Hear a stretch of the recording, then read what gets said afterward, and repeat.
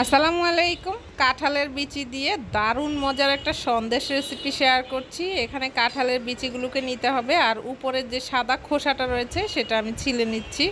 তো এইভাবে আমি সবগুলো কাঁঠালের বিচি ছিলে নিয়েছি। এখন উপরের যে লাল অংশটা রয়েছে সেটাও কিন্তু ছিলে নিতে হবে। তাই এইভাবে আপনি একটা দা কিংবা এরকম ছিলার দিয়ে উপরের লাল অংশটাকেও এভাবে ছিলে নিতে হবে। সবগুলো সাদা করে ছিলে নিয়েছি। এখন আমি একটা কড়াইয়ের মধ্যে কাঁঠালের বিচিগুলো দিয়ে দিচ্ছি আর কিছু পরিমাণ পানি দিয়ে দিব। পানি দিয়ে ঢাকনা দিয়ে ঢেকে কাঁঠালের বিচিগুলোকে সিদ্ধ করে নিব। একদম নরম হয়ে যাওয়া পর্যন্ত সিদ্ধ করে নিয়েছি। তারপর ঠান্ডা করে নিয়ে একটা ব্লেন্ডারের জারের মধ্যে নিয়ে নিচ্ছি আর এর মধ্যে আমি কিছু পরিমাণ পানি দিয়ে তারপর খুব ভালোভাবে মিহি করে ব্লেন্ড করে নিয়েছি। তো দেখুন এই যে মিশ্রণটা ঠিক এই রকম হয়েছে।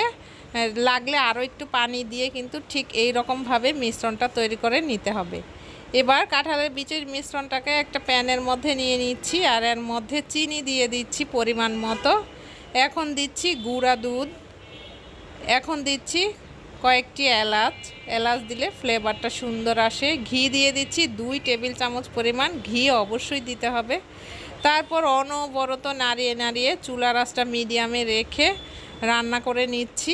একদম যখন প্যানটা ছেড়ে ছেড়ে আসবে, মিশ্রণটা এরকম হয়ে আসবে, তখন চুলাটা বন্ধ করে দিয়ে মিশ্রণটিকে হালকা একটু ঠান্ডা হতে দিব। একদম হালকা ঠান্ডা হলেই কিন্তু বানিয়ে নিতে হবে।